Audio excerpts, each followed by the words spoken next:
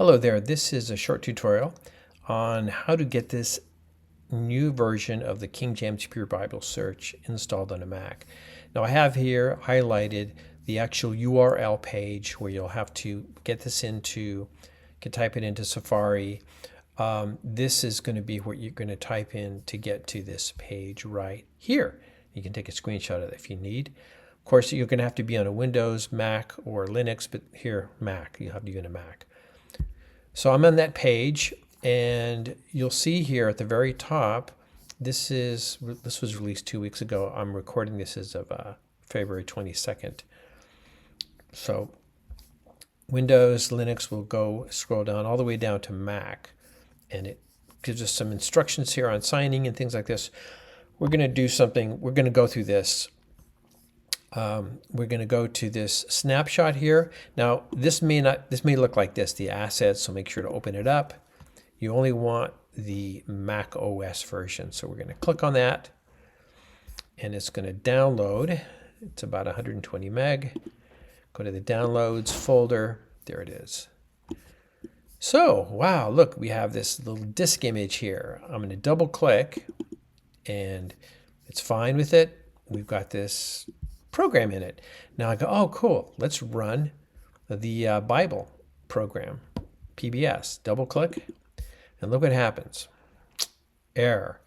So the reason we're getting these errors is because Apple has some self-protection into it to prevent you or to help prevent you from getting viruses. So what we need to do is we need to specifically turn off the attribute that that makes this protected and unable to run. So follow these instructions. After I've double clicked the DMG, I'm here in this disk image. I'm going to drag this somewhere else. I'm going to drag it right here into downloads.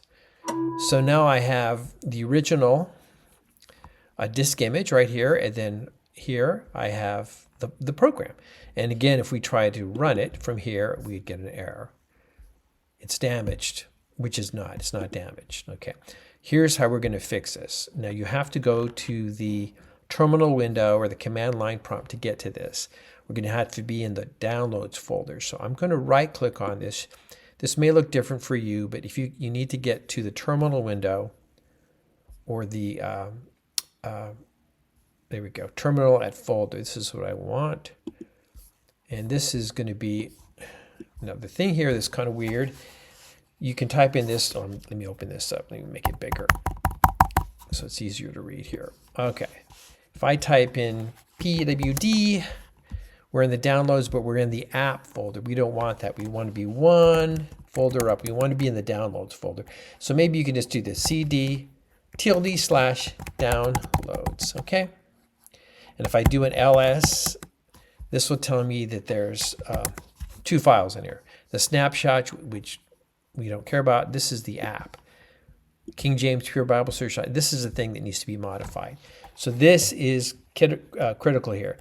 XATTR, you're going to have to type that in the downloads folder, -DR space com.apple.quarantine, INE, Apple Quarantine, King, and then you're going to put in the name of the .app. We're not doing the snapshot, we're doing the app, okay? And then I'll press enter, and it comes right back. So this is what's critical here, that first part. In fact, I'll make it even bigger so that we can make sure that you can see that good, okay? Now that we've removed the quarantine bit on that app, I'm going to go back to my downloads folder. Now, voila, King James Pure Bible Search. There it is, alpha version. Please wait. And here it is. And I'm going to, if we click on help, about, there it is. It's version 3090. It tells you when it was built. And then if we click on window, ELS search, there we go, voila. And I have another video that describes kind of how to use it and how to play with it. So this is how you set it up on a Mac.